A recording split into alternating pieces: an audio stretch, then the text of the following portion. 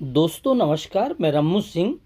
आज के आधुनिक युग में भी दासी प्रथा चल रही है। एक दासी की व्यथा जानिए। यह पूरी तरह से सत्य घटना है, काल्पनिक या बनावटी नहीं है। पहले जो काम राजा रजवाड़े किया करते थे या बड़े लोग संपन्न लोग किया करते थे, आज वही काम सरकारी अधिकारी कर रहे हैं। सभी नहीं तो अधिकांशतः तो कहा ही जा सकता है।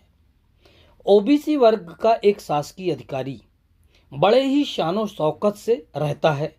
आलीशान बंगला, गाड़ी व वैभव का हर सामान घर पर जोड़ रखा है। सुंदर पत्नी, जीवन बहुत अच्छे से गुजर रहा था, मगर एक पीड़ा अंदर ही अंदर खाए जा रही थी। वह पीड़ा है संतान न होने की। समय बीतता जा रहा था, उम्र निकलती जा रही थी। संतान सुख का दर्द दिल और दिमाग में बढ़ता जा रहा था। ऐसे में मन में एक योजना आई, क्यों न दूसरा विवाह कर लिया जाए। अधिकारी ने यह बात पत्नी को बताया। फिर पति पत्नी ने मिलकर खतरनाक योजना बना डाली। एक अति गरीब परिवार को तलाशा गया। फिर उनके सामने सपने रखे गए। हमारे पास सरकारी नौकरी है, घर है, बंगला है, गाड़ी है, हर सुख सुविधाएं हैं, पत्नी भी है, मगर संतान नहीं है। इसलिए हम आपकी बेटी से विवाह करना चाहते हैं। यह सुनकर गरीब परिवार के खुशी का ठिकाना न रहा। पूरा परिवार खुशियों से झूम उठा और अपनी बेटी की शादी कर दी। शादी के बाद जैसे ही यह गरीब लड़की उस अधिकारी के घर पहुंची, असली रूप अधिकारी ने दिखा दिया। उस गरीब पत्नी का परिचय लोगों से घर की नौकरानी कहकर कराया जाता रहा। काम भी पूरा नौकरानी जैसा कराया जाने लगा। यहां तक तो ठीक था, मगर इस गरीब परिवार पर पहाड़ उस समय टूट पड़ा जब उनकी लड़की को संतान हुई तो अस्पताल में जन्म प्रमाण पत्र में मां का नाम पहली पत्नी का लिखवाया गया। अब आप कहेंगे, अस्पताल वालों ने ऐसा कैसे कर दिया? गरीब का साथ कौन देता है और अमीर का काम कौन रोकता है? अमीर के लिए हर अनलीगल काम भी लीगल हो जाता है। गरीबों ने उम्मीदें तो बहुत की, यह सरकार में आएगा तो हम गरीबों की मदद करेगा, वह सरकार में आएगा तो गरीबों के लिए काम करके उनका मसीहा बनेगा।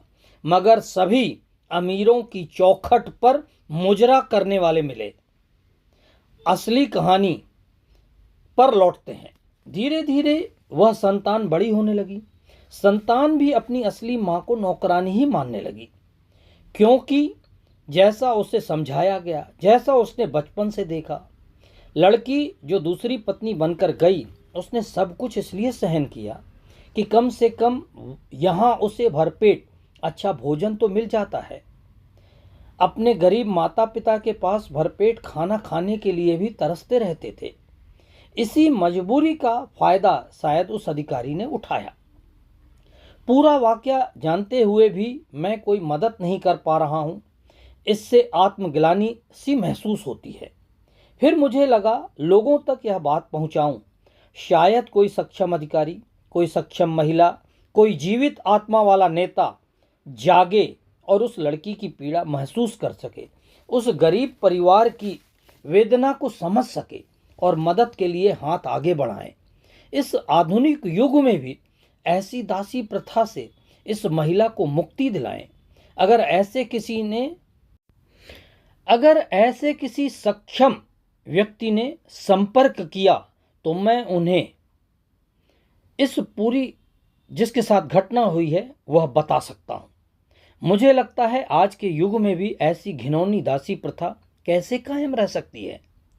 जब तक इस महिला को न्याय और सम्मान नहीं मिल पाता है, आप लोग इस खबर को, इस वीडियो को शेयर करते रहें। शायद कोई जिंदा आत्मा मिल जाए।